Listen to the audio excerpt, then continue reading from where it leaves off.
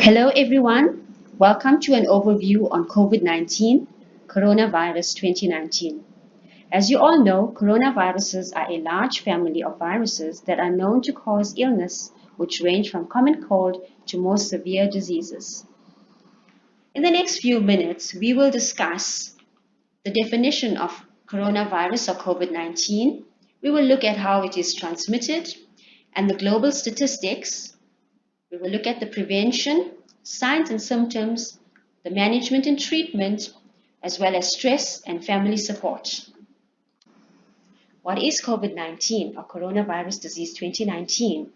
It's a respiratory tract infection with a newly recognized coronavirus, SARS-CoV-2, which is thought to have originated as a zoonotic virus that has mutated or otherwise adapted in ways that allow human pathogenicity. The outbreak began in Wuhan, China, but has since spread globally. The World Health Organization officially declared the COVID-19 as a pandemic on the 11th of March 2020.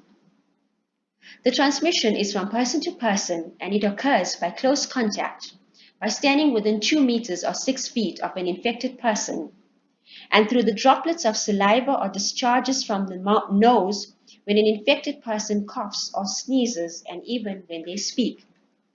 It can also be transmitted indirectly by touching a surface infected with the virus. Currently, there are no specific vaccines or treatments for COVID-19. However, there are many ongoing clinical trials that are evaluating potential therapies.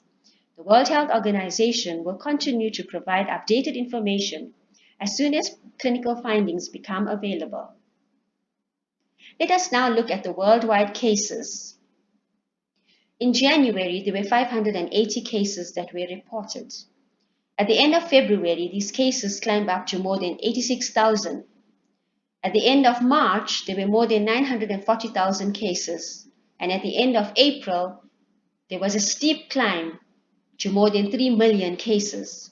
As of the 19th May 2020, the global pandemic stands at 4,983 cases. The Kingdom of Saudi Arabia first reported the first COVID case on the 2nd of March 2020. By the end of March, there were 1,453 cases. A month later, there were 22,753 cases. On the 19th of May 2020, there are 59,854 cases reported. The upward curve in the Kingdom of Saudi Arabia is largely attributed to the massive screening and testing that is being conducted on a daily basis. As this large-scale testing continues, we may be more inclined to see the curve moving further upwards until it plateaus. We can do the following to prevent the spread of infection and to slow the transmission of COVID-19. We can wash our hands using an alcohol hand sanitizer, rubbing for 20 to 30 seconds using friction if it is not visibly soiled. If visibly soiled, use soap and water and wash for 40 to 60 seconds. Maintain a social distance by keeping at least a 1 meter distance between you and other people. Avoid touching your face. Cover your mouth and nose when you cough or sneeze. You can cough into a flexed elbow. If you are unwell, stay at home. We should refrain from habits such as smoking and other activities that weaken the lungs. Practice physical distancing by avoiding unnecessary travel and staying away from large groups of people. Do not go out unnecessarily. The signs and symptoms at the onset of COVID-19 may vary. However, these are the most common symptoms that have been experienced by people. Fever, 83 to 99% have been reported by people who experienced signs and symptoms of COVID. Cough, fatigue, anorexia, shortness of breath, sputum production, and myalgias. There are other less common symptoms that have been reported, and these are headache, confusion, rhinorrhea, sore throat, and also gastrointestinal symptoms like nausea, vomiting, or diarrhea. Older adults and persons with medical comorbidities have delayed presentation of fever and respiratory symptoms. Several studies have shown that the signs and symptoms of COVID-19 in children are similar to adults and usually milder compared to adults. Let us now look at the illness severity of COVID-19. It ranges from mild to moderate, where there are mild symptoms, up to mild pneumonia. In more severe illness, there is dyspnea, hypoxia, and a greater than 50% lung involvement that is seen on imaging. In the critical cases, patient presents with respiratory failure, shock, or multi-organ system function. We are very grateful to see that the larger percentage of people that present with signs and symptoms fall in the mild to moderate illness severity. And as you can see, 81% of the people fall in mild to moderate severity. We will now look at the clinical management and treatment of mild to moderate and severe disease of COVID-19. For the patients that have absence of viral pneumonia and hypoxia, they may not require hospitalization at the beginning. And thankfully, many patients will be able to manage their illnesses at home. However, with patients with severe disease, they will require hospitalization. Although there is no specific treatment that is currently approved by the FDA for COVID-19, patients that are admitted will receive supportive management of the most common complications of severe COVID-19. Let us now look at stress and coping.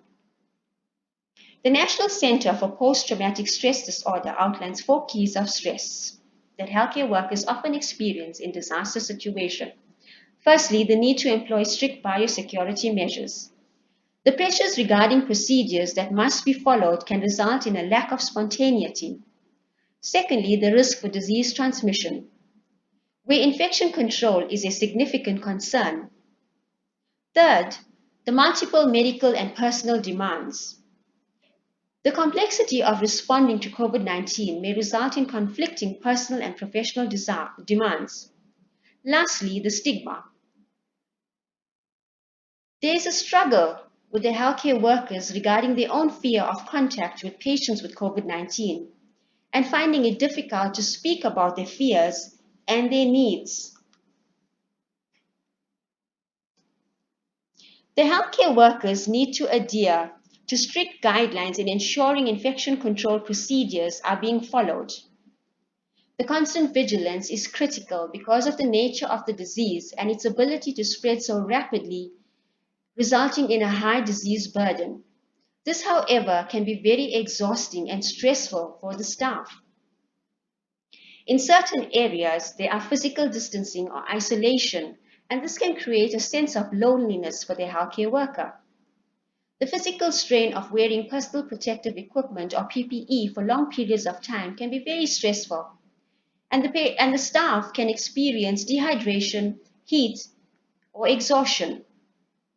The healthcare worker struggles with fears that they might infect their loved ones and also be isolated from their loved ones. There is also the patient assignments and workloads that can be very demanding. Added to this are the challenges of limited resources. All these can add to the complexity of the already complex disease. Let us now look at things that a healthcare worker can do to decrease stress or to cope with stress. They can monitor themselves by monitoring their physical, emotional, and mental well-being and plan their tasks so that they do not feel overwhelmed by doing everything at once.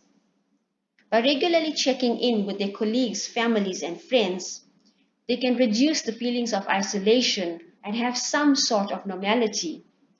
Working in partnership and teams will help them to support one another. A break can clear the mind and reset one's mood. It also promotes well-being and reduces stress. Peer consultation helps to reflect on practice, and this can also help to build self-esteem, confidence, and positive feelings, and this can reduce stress. Taking time to care for oneself can also help because in order to care for others, we first need to care for ourselves. Focus on factual information and participate in decision making. This will help and reduce mental stress. Keep the anxieties or limit anxieties to what is actually factual and what is going on at the moment. Do your best to maintain helpful self-talk and avoid overgeneralizing fears. Focus on efforts on what is within your power, especially in this trying time. Accept situations you cannot change, especially when it is so difficult. Due to the current situation, it's very easy to become impatient and intolerant, especially with our colleagues. And also, it's very easy to lose hope, especially when we see the statistics in terms of how this disease is progressing and the effects it is having globally. However, by adopting these techniques, we can still foster a sense of hope by being a little bit more patient and tolerant with one another and encouraging one another during this time. Let us now look at things to avoid. Working too long by yourself can lead to self-isolation, which can cause loneliness and depression and other stress and mental disorders. Working around the clock not only decreases productivity and efficiency, but also leads to a lack of concentration, and it increases risks. The feeling that you are not doing enough when you know that you are already doing the best that you can. Avoid excessive intakes of sweets and caffeine, and avoid engaging in self-talk and attitudinal obstacles to self-care, such as it would be selfish to take time to rest. The needs of survivors are more important than the needs of helpers. Only I can do. Family support for patients during hospitalization is very important to decrease anxiety and stress, especially because there are no visiting hours. We can encourage visiting through virtual visiting by patients using their cell phone or, if possible, offering a laptop where they can connect with their families and have some sort of communication and be able to see their families. This will relieve their stress and anxieties. Thank you.